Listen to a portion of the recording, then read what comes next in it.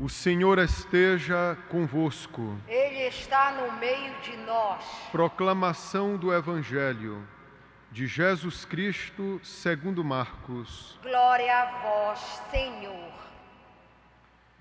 Depois de saciar os 5.000 homens, Jesus obrigou os discípulos a entrarem na barca e irem na frente para Betsaida, na outra margem, enquanto ele despedia a multidão. Logo depois de se despedir deles, subiu ao monte para rezar. Ao anoitecer, a barca estava no meio do mar e Jesus sozinho em terra. Ele viu os discípulos cansados de remar, porque o vento era contrário. Então, pelas 3 da madrugada, Jesus foi até eles, andando sobre as águas, e queria passar na frente deles. Quando os discípulos o viram andando sobre o mar, pensaram que era um fantasma e começaram a gritar. Com efeito, todos o tinham visto e ficaram assustados. Mas Jesus logo falou: "Coragem, sou eu, não tenhais medo." Então subiu com eles na barca e o vento cessou. Mas os discípulos ficaram ainda mais espantados, porque não tinham compreendido nada a respeito dos pães. O coração deles estava endurecido. Palavra da salvação. Glória a vós, Senhor.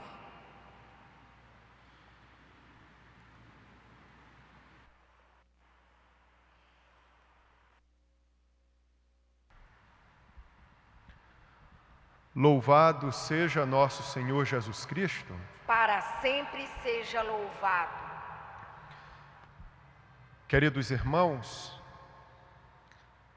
há poucos dias ou há poucos meses, o Papa Francisco canonizou os pais de Santa Teresinha do Menino Jesus. Seus nomes são Zélia e Luiz. É muito significativo, sugestivo, um dizer desses pais de Santa Teresinha, que desde cedo experimentaram a dor e o sofrimento na própria vida. Tiveram 9 filhos e os 4 primeiros filhos faleceram ainda na tenra idade, e uma outra filha chamada Helena, também tempos depois veio a falecer, e eles chegaram a escrever em uma das cartas, porque nós conhecemos Zélia e Luiz pelas epístolas que eles trocavam entre si, eles chegaram a dizer em uma das cartas que a dor, o sofrimento, estavam deixando de ser absurdos na vida deles para serem uma espécie de arrebatamento de amor. Queridos irmãos, e eles chegaram a dizer isso por causa da experiência na oração. A oração na nossa vida deveria ser o filtro de todos os acontecimentos. Sem oração, tudo o que acontece conosco é um absurdo. Digo em termos de sofrimento, de dor. Então, queridos irmãos, pela oração, nós temos um discernimento e uma compreensão das vicissitudes da nossa vida. Pela oração, nós temos comunhão com Deus, temos comunhão com os outros.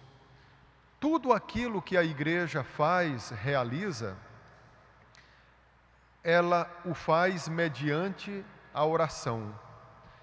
Antes de o padre, os ministros que o auxiliariam nessa celebração eucarística, quando nos preparávamos na sacristia, nós rezávamos: ainda que eu faça um serviço de Deus, antes eu devo me recolher na oração. Muitos de vocês chegaram aqui mais cedo e antes da missa começaram a rezar. A missa já é uma oração, mas antes de entrar nessa oração eu rezo. É um gesto louvável, piedoso. Uns rezavam terço, outros faziam um momento de silêncio, não pronunciando nenhuma palavra. Por que eu estou dizendo isso, queridos irmãos? Por causa do Evangelho que nós escutamos agora há pouco. Eu gostaria de que nós prestássemos bem atenção, porque o Evangelho fala para nós de uma experiência mística. Peçamos ao Senhor, nessa celebração, que Ele nos faça entrar numa experiência mística. É por isso que o Evangelho começava dizendo que depois de Jesus saciar aquela multidão de 5.000 homens, Ele obrigou, essa é a palavra utilizada pelo Evangelho, obrigou os discípulos a entrarem na barca e irem à frente dele para o outro lado da margem do mar, para se dirigirem para Betsaida. Queridos irmãos, e muitos de nós queremos resistir quando o Senhor nos convida silenciosamente para uma experiência mística. Mas como Ele sabe que nós o amamos e Ele nos ama muito antes de nós mesmos, Ele, até contra o nosso próprio querer, se posso dizer assim, embora Ele não violente a nossa liberdade, mas porque nós o amamos, Ele sabe que para o nosso bem nós aceitaremos essa obrigação a qual nós somos submetidos para uma experiência mística. Jesus, então, despediu-se deles e Ele foi para um lugar rezar. O próprio Senhor Jesus participaria dessa experiência mística com os discípulos, então antes Ele reza. Queridos irmãos, e na alta hora da noite, Jesus se encontrava em terra e a barca se encontrava em alto mar, agitada pelo vento. E Jesus viu que os discípulos estavam cansados de remar. Queridos irmãos, certamente que Deus é onisciente. Ele sabe de todas as coisas, Ele é onipresente. Mas eu não gostaria, queridos irmãos, que nós compreendêssemos o poder de Deus pelo poder. O poder pelo poder. Por que Jesus consegue ver que os discípulos estão cansados de remar? Ele está em terra e os discípulos em alto mar, os discípulos estão a quilômetros de distância de Cristo. Por acaso Jesus tem olhos de águia? Queridos irmãos, Ele só consegue ver os discípulos nessa situação porque Ele está rezando. Jesus é para nós modelo de oração. Tudo que nosso Senhor fazia era na oração. Senão essa vida se torna sem sentido, um absurdo. O capítulo 17 do Evangelho de São João apresenta para nós uma oração belíssima de Nosso Senhor, intitulada A Oração Sacerdotal de Cristo. E ele a profere nas vésperas de sua paixão, antes dele se entregar ao Pai na cruz, pela salvação do gênero humano, ele reza. E é essa oração que o coloca em comunhão não só com o Pai, mas também com os seus discípulos, os seus irmãos. E Jesus, queridos irmãos, vai caminhando sobre as águas ao encontro dos discípulos. E ele quer passar à frente deles. Quando os discípulos o avistam caminhando sobre as águas, o confundem com um fantasma e começam a gritar desesperadamente. Mas Jesus os conforta, como outrora Deus havia dito para Moisés na sarça ardente, que havia lhe perguntado: qual o teu nome? Eu sou aquele que sou. Jesus, como que parafraseando essas palavras, diz aos discípulos: coragem, sou eu. É como se ele afirmasse: eu sou Deus, eu sou Deus. E Jesus sobe com eles para a barca e o vento amansa, o vento para. Mas interessante, curioso, o que o Evangelho diz em seguida, que os discípulos ficaram muito mais espantados por não terem compreendido a multiplicação dos pães.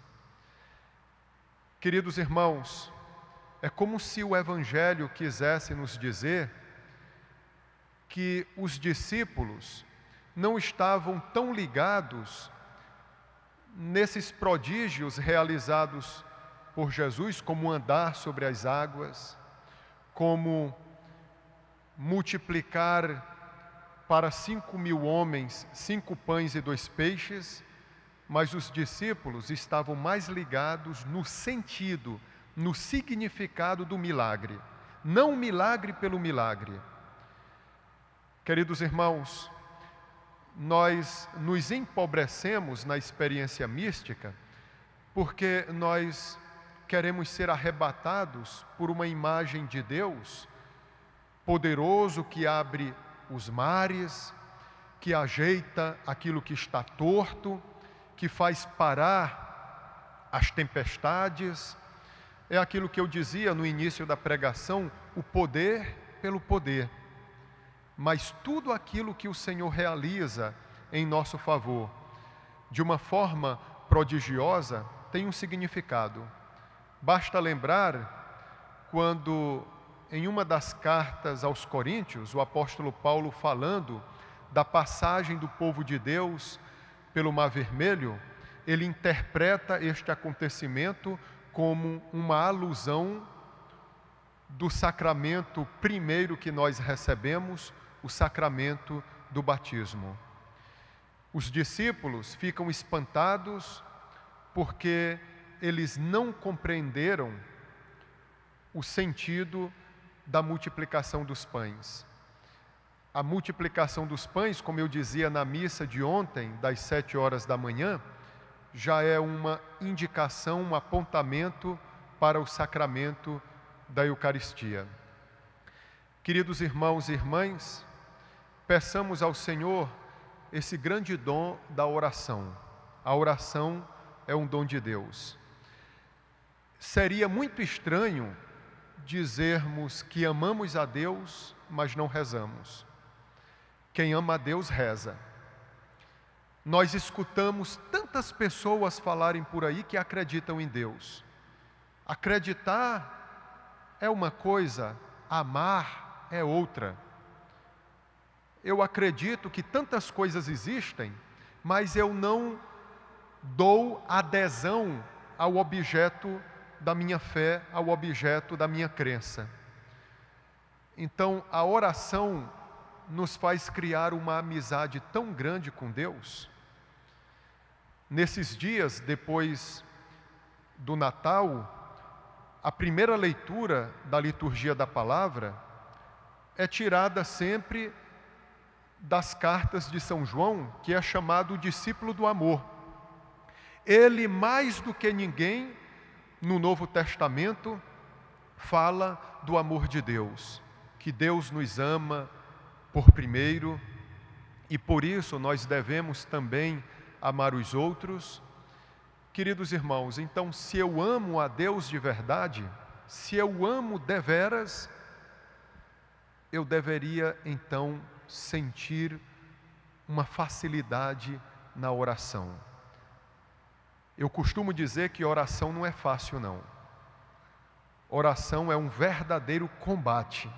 É um verdadeiro combate.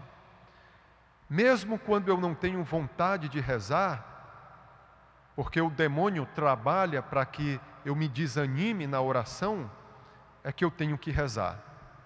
Em momentos alegres, em momentos difíceis, quantas pessoas, quando estão alegres, conseguem rezar, outras não conseguem.